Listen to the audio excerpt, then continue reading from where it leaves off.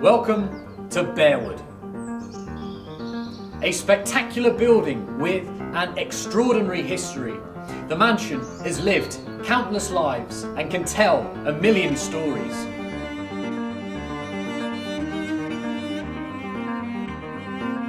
In this series, we will bring these tales to life and uncover pockets of time from Bearwood's past.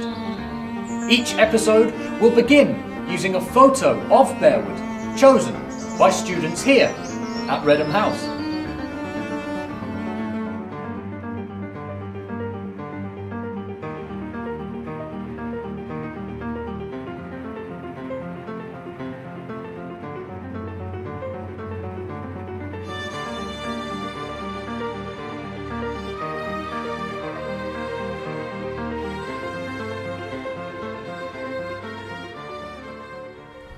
Welcome to the steps on the way down to the West Lawn. Now, in Victorian Bearwood, this path would have taken you to the glorious Pullham Rock Garden, one of the lesser known treasures of Bearwood today.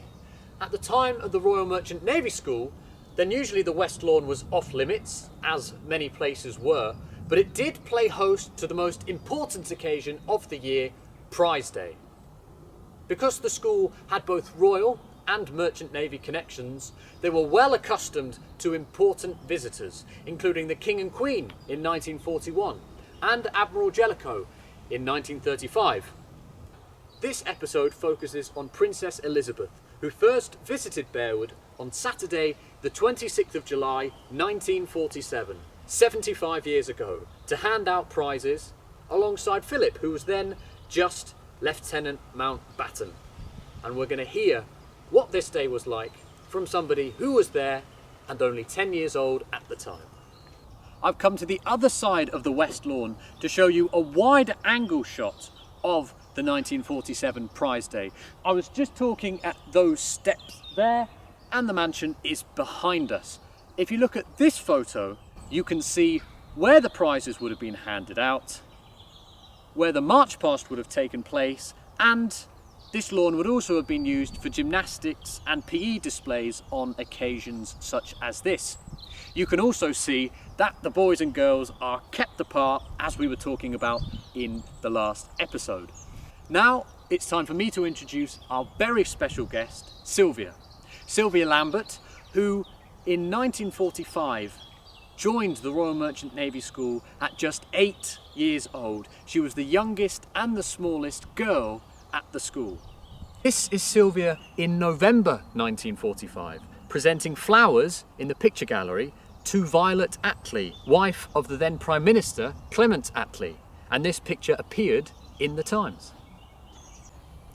SYLVIA initially spent 4 terms at Bearwood before moving with the junior school when it relocated to Bexhill-on-Sea.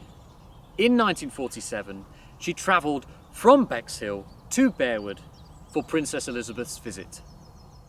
Saturday the 26th of July 1947, prize giving and speech day.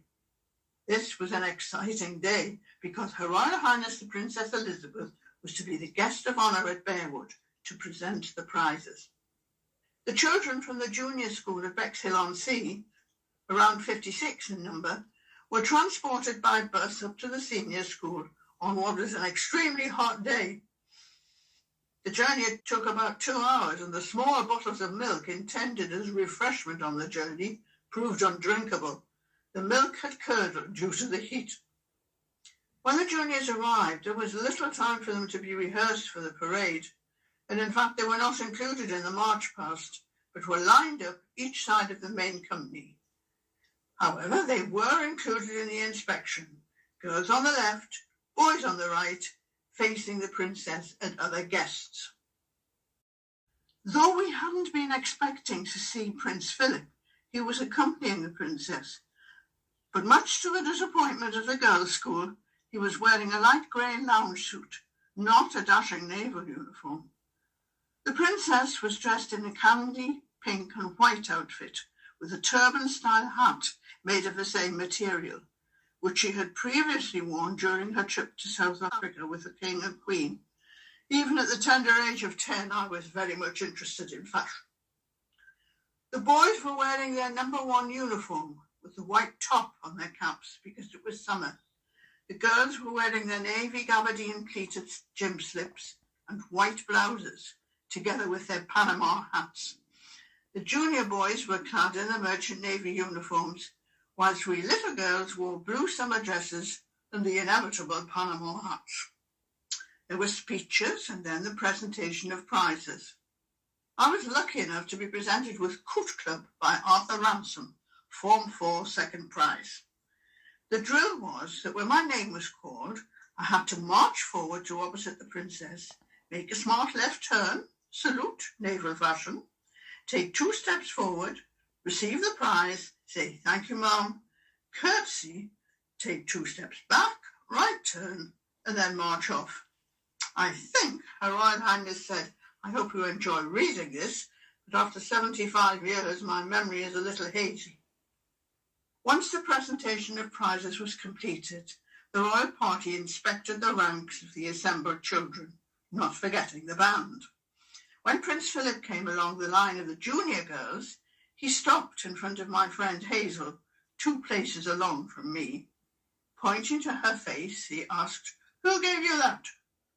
Hazel replied, "Matron," thinking that he meant her fringe, newly trimmed that morning. What she didn't know was that she had a black mark on her face, which looked rather like a black eye. Later, when being introduced to Matron, the prince asked her if she was the person who was responsible for Hazel's black eye. Needless to say, Matron was not best pleased and told Hazel so when we eventually returned to our school in Bexhill. We were all tired and somewhat unkempt, but it certainly had been a day to remember. It was reported in the press that the school band had played "All the Nice Girls Love a Sailor," which always makes me smile because the band didn't have a large repertoire, and that was always played at band parade. Wonderful account from Sylvia. What strikes me is the military precision and discipline of the day. Remember, she was only 10 years old, and it's fair to say that prize days were a very different occasion then compared to today. And the school was very different as well. Everybody who attended Bearwood would have lost loved ones at sea. And it must be remembered that at times life could have been very hard for children here. But because of the role that Bearwood played beyond a school as a home for these children for 48 weeks of the year, then this building does still harbour special memories. My first sight of Bearwood was in September 1945, when I was admitted to the Royal Merchant Navy School. I rounded the bend at the bottom of the drive, having walked up from Winnish Holt with my mother and grandmother, and I was awestruck by the sight of the avenue of Wellingtonian trees and the mansion beyond. At just 8 years old, I'd never seen anything like the sight before me. It was a far cry from my home in a very industrialised Newcastle upon Tyne. I was met by a prefect and ushered away to be bathed, inspected, and given my school uniform. After which I was returned to my mother in the billiard room to say goodbye. I don't remember being sad. I just accepted that for the next 8 years of my life, this was to be my home. The rooms were all so enormous with such high ceilings, while the corridors seemed to be endless. Upstairs, the junior girls' dormitory overlooking the South Terrace was filled with bunk beds. I was very small and was directed to a bottom bunk. I certainly could never have climbed up onto a top bunk.